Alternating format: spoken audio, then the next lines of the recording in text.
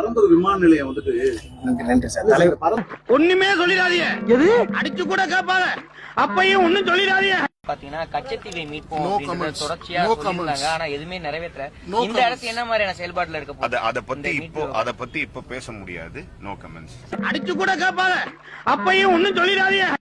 ஒரு பெண்ணா நீங்க அது என்ன எப்படி சார் இது இப்போ அட்மினிஸ்ட்ரேட்டிவ் ரிலேட்டடா பேசுவோம் சார். பொலிட்டிக்கல் ரிலேட்டடா 6 o'clock.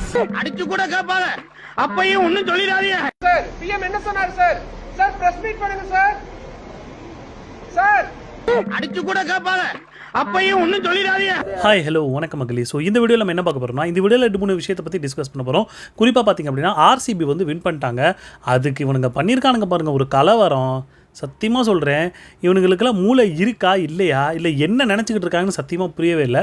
ஸோ அதை பற்றி பார்க்க போகிறோம். அதுக்கப்புறம் பார்த்திங்க அப்படின்னா இப்போ இருக்கக்கூடிய தாவேகா எம்எல்ஏ ஒரு அமைச்சர் இவங்கள்கிட்ட பாலிடிக்ஸை பற்றியோ உங்கள் கொள்கைகளை பற்றியோ இன்னும் 2-3 பிரச்சனைகளை பற்றி பேசணும் அப்படின்னா உடனே பார்த்தீங்கன்னா இதை இப்போ வந்து அதை பற்றி பேசாதீங்க, வேறு ஏதாவது பற்றி பேசுங்க, வேறு ஏதாவது பற்றி பேசுங்கன்னு சொல்லிட்டு இப்போ வரைக்கும் பார்த்திங்க அப்படின்னா மலிப்பிக்கிட்டே சுற்றிக்கிட்டு இருக்காங்க.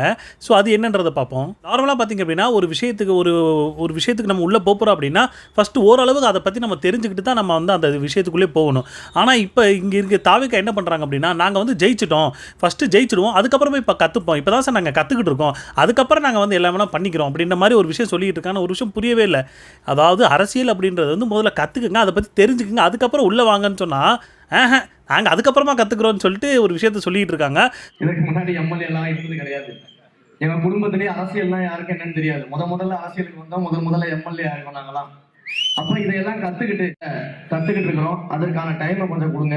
கடைசியா அண்ணாமலை பார்த்தீங்க அப்படின்னா புதுசாக ஒரு கட்சி தொடங்க போகிறேன், அதுவும் குறிப்பாக பார்த்தீங்கன்னா ரஜினி அவர்கள்லாம் அதெல்லாம் ஆதரவு கொடுத்துருக்காங்க அப்படின்ற மாதிரி ஒரு விஷயம் போயிட்டு இருக்கு. என்னடா நடக்குது அப்படின்ற மாதிரி தான் சொல்லிட்டு தோணுது. ஸோ இது எல்லாத்தையும் பற்றியுமே டீட்டெயிலாக பார்க்க போகிறோம். ஸோ வீடியோ பார்க்கணும்னா நம்ம சேனல் ஃபஸ்ட் டைம் பார்க்குறீங்கன்னா ஒரு லைக் ஒரு சப்ஸ்கிரைப் பண்ணிக்கங்க. அப்போ தான் நிறைய பேருக்கு நம்ம வீடியோ சஜஷன் ஆகும். வாங்க வீடியோக்குள்ளே போகலாம். ஃபஸ்ட்டு பார்த்திங்க அப்படின்னா ஆர்சிபி வந்து வின் பண்ணிட்டாங்க. இந்த வருஷம் பார்த்திங்க அப்படின்னா ஆர்சிபி தான் ஐபிஎல் வந்து கப் அடிச்சிருக்காங்க. ஆனால் இவனுக்கு எதுக்குடா கப்படிச்சானுங்கன்ற லெவலுக்கு நம்மளை யோசிக்க வச்சுட்டானுங்க. எப்படின்னா முழுக்க அதாவது கவர்மெண்ட் சொத்தை ஃபுல்லாக அடித்து நொறுக்கிட்டு இருக்கானுங்க.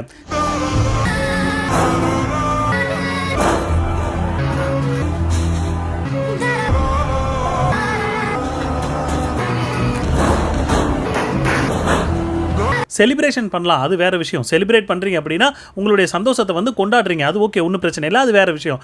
ஆனால் இவனுக்கு செலிப்ரேஷன் என்ற பேரில் இவனுக்கு முழுக்க பார்த்திங்கன்னா அராஜகம் பண்ணிக்கிட்டு இருக்கானுங்க. அட்ராசிட்டி என்ன சொல்கிறது, அந்த பேரியர்லாம் இருக்கும்ல, அந்த போலீஸ் அந்த பேரியர் அதை தூக்கி போட்டு உடைக்கிறது, பஸ் வருதுன்னா பஸ்ஸு கண்ணாடியை தூக்கி போட்டு உடைக்கிறது, அப்படின்ற மாதிரி பல வேலையை பார்த்துக்கிட்டு இருக்கானுங்க. ஏன்னா விஷயம் புரியவே இல்லை. நீங்கள் வந்து இத்தனை வருஷம் ஜெயிக்கலை, ஓகே, இதுக்கு முன்னாடி வருஷம் பார்த்திங்க அப்படின்னா ஆர்சிபி தான் வின் பண்ணிச்சு, இப்போ ஆர்சிபி தான் வின் பண்ணியிருக்கீங்க, ஓகே. அப்போ வின் பண்ணுறது வந்து உங்களுக்கு ஒன்றும் பெரிய இது இல்லை, ஏற்கனவே வின் பண்ணியிருக்கீங்க, இப்போவும் பார்த்திங்க அப்படின்னா வின் பண்ணியிருக்கீங்க. அதை எப்படி செலிப்ரேஷன் பண்ணணும்னு தெரிலைங்க. போகிற மக்களை போட்டு நோண்டுறது, வண்டி மேலே அதுவும் கார் மேலே ஏறி நின்றுக்கிட்டு ஆடுறது, நடு ரோட்டில் அத்தனை பேர் குமிஞ்சிக்கிட்டு வண்டிக்கு என்ன சொல்கிறது, ஒரு வண்டி போக விடுறதில்ல, பேரியரை தூக்கி ரோடு முழுக்க சுற்றி போட்டு வச்சுருக்கானுங்க. போலீஸ்க்கு நம்ம நிறைய இடத்துல போலீஸ்காரங்களாம் நம்ம சொல்லிகிட்டே தான் இருக்கோம், கொஞ்சம் கூட மனிதாபித்தன்மை இல்லாமல் பண்ணிக்கிட்டு இருக்காங்கன்னு. ஆனால் இவனுங்க பண்ணும்போது பார்த்திங்க அப்படின்னா அவங்கள போட்டு போலங்கடா, அவங்கள போட்டு வெளுங்க சார், இவங்கெல்லாம் விடவே கூடாது சார் அப்படின்ற லெவலுக்கு நம்மளை யோசிக்க வச்சுட்டானுங்க. அந்த அளவுக்கு இவனுங்க பார்த்திங்க அப்படின்னா ஒரு செலிப்ரேஷன்ற பேரில் ரொம்ப கேவலமான வேலையெல்லாம் பார்த்துக்கிட்டு இருக்கானுங்க. இதே மாதிரி தான் போன வருஷம் ஏதோ செலிப்ரேஷன் பண்ணுறேன்ட்டு என்ன சொல்ல அந்த ஸ்டேடியத்துக்குள்ளே வரேன்னு சொல்லி அத்தனை பேர், அவ்வளோ கூட்டம் வந்து எத்தனையோ பேர் அதுக்காக இறந்து போனானுங்க. செலிப்ரேஷன் பண்ண போய் செத்தவங்களில் இவங்க தான் இருப்பாங்க மோஸ்ட்லி. அப்படிப்பட்டவங்க மறுபடியும் ஜெயிச்சிட்டாங்கன்னா சும்மா விடுவாங்களா, ஒரே கலவரம் ஆக்கி விட்டாங்க. அடுத்து பார்த்தீங்கன்னா அண்ணாமலை அவர்கள் வந்து புதுசாக ஒரு கட்சி ஆரம்பிக்க போகிறாரு அப்படின்ற மாதிரி ஒரு செய்தி போயிட்டு இருக்கு. எனக்குமே பார்த்திங்க அப்படின்னா அது கொஞ்சம் டவுட்டாக தான் இருக்குது. ஏன் சொல்கிறேன் அப்படின்னா, ஏற்கனவே அண்ணாமலை பார்த்திங்கன்னா பிஜேபியில் இருந்தவர் தான்.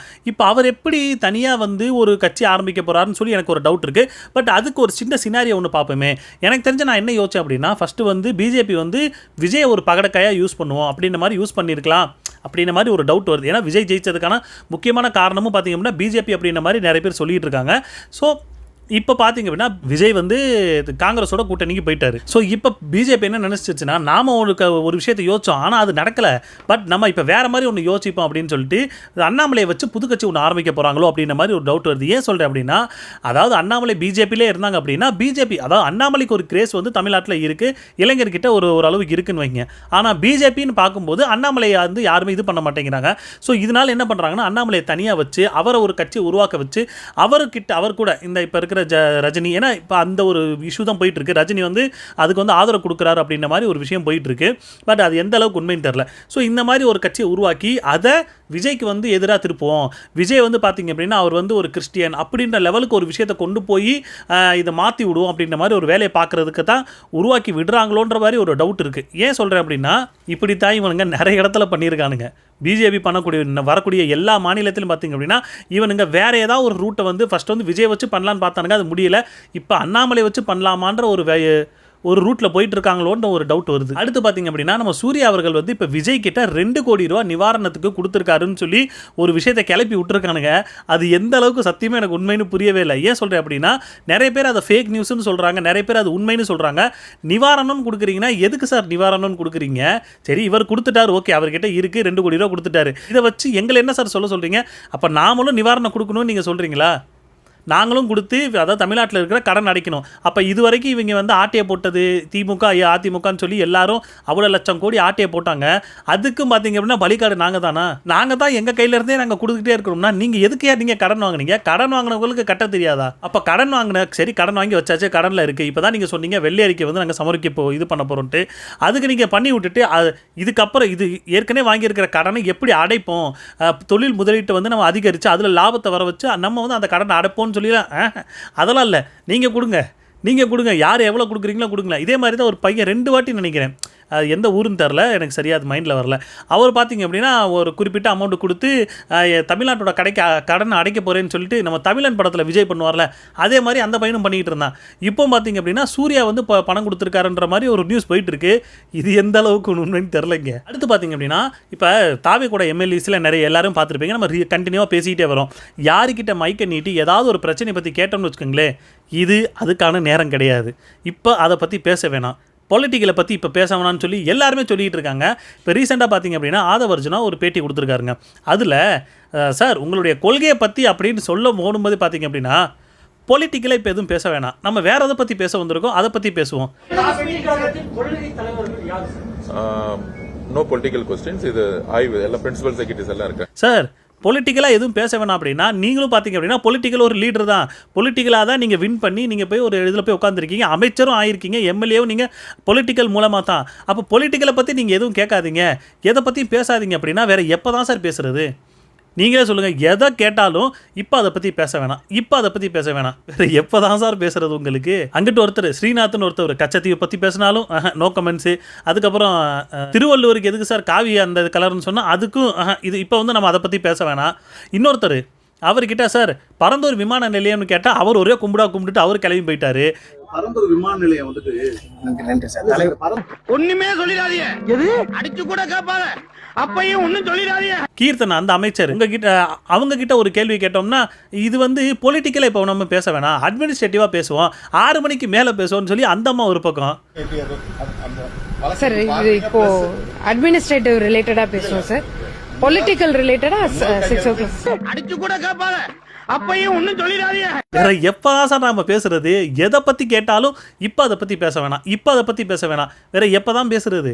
அடுத்து பார்த்தீங்கன்னா நிர்மல்குமார் அவருடைய ஜெயிச்ச கட்சி, அதாவது ஜெயிச்ச அந்த ஒரு இடத்துக்கு போய் நன்றி, அதாவது மக்களுக்கு நன்றி சொல்லலாம் அப்படின்ற மாதிரி போயிருக்காரு.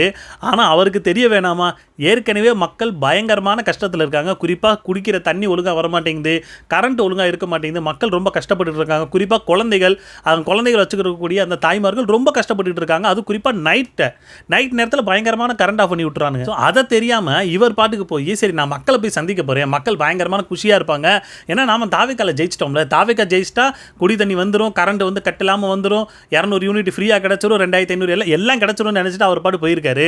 ஆனால் போனவருக்கு என்னமோ பயங்கரமாக வச்சு செஞ்சு விட்டாங்க. குறிப்பாக மக்கள் சார் தண்ணி வர மாட்டேங்குது சார், அது மட்டும் இல்லாமல் இந்த பக்கம் பார்த்தா கரண்ட் இல்லை அப்படி இப்படின்னு சொல்லி தாய் குலமே நான் அவங்கள்ட்ட நன்றி சொல்லலான்னு வந்தேங்க. என்ன நன்றி? கரண்ட் வர மாட்டேங்குது, தண்ணி கிடைக்க மாட்டேங்குது, நீங்கள் என்னன்னா நன்றி சொல்கிறதுக்கு உங்களுக்கு நன்றிலாம் ஒன்றும் வேணாம், கரண்ட்டை முதல்ல ஒழுங்காக விடுங்கன்னு சொல்லி அவங்க போட்டு வச்சு வெளுன்னு வெளுத்து விட்டாங்க.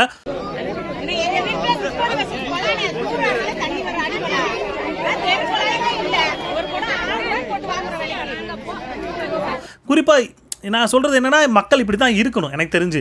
ஏன்னா எல்லா மக்களும் இதுக்கு முன்னாடி பார்த்தீங்கன்னா எந்த ஒரு அமைச்சர்கிட்ட யாரும் பேசுனதே கிடையாது. இப்போவாச்சும் கேட்குறீங்களே, கேள்வி கேட்குறீங்க, எனக்கு அதுவே ஒரு சந்தோஷம் தான். ஆனால் கேள்வி கேட்குற நிலைமையில் அவங்கள்ட்ட இருக்கணும்லே. கேட்டோம்னா அவங்க என்ன தெரியுமா சொல்லுவாங்க, இப்போ அதை பற்றி எதுவும் பேசலான்ட்டு அவங்க கிளம்பி போயிடுவாங்க.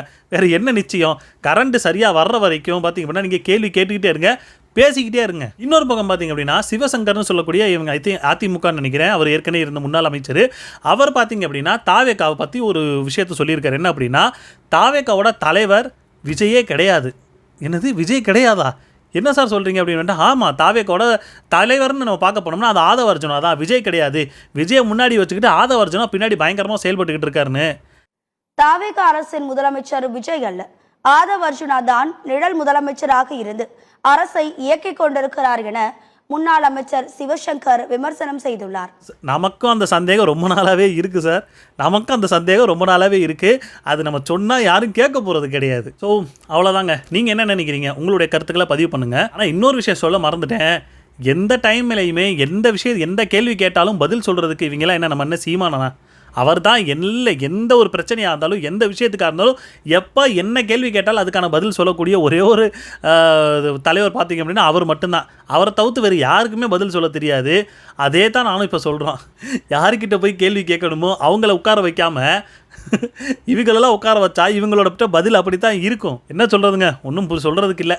அவ்வளோதாங்க. நீங்கள் என்ன நினைக்கிறீங்க? உங்களுடைய கருத்துக்களை பதிவு பண்ணுங்கள். பட் இப்போ பார்த்திங்க அப்படின்னா இப்போ கண்டினியூவாக நான் இப்போ வீடியோ இனிமேல் மத்தியானத்துக்குள்ளே இல்லை காலையில் அந்த டைம் பீரியட்லலாம் வர்ற மாதிரி இருக்கும். ஏன் அப்படின்னா என்னுடைய வேலைக்கு போகக்கூடிய ஷிஃப்ட்டு சேஞ்ச் ஆயிடுச்சு. அடுத்த மாதம் சேஞ்ச் ஆனதுனால கொஞ்சம் முன்ன பின்ன மாறி தான் வரும். ஸோ எதுவும் நினச்சிக்காதீங்க. அடுத்த வீடியோவில் பார்ப்போம். பாய்.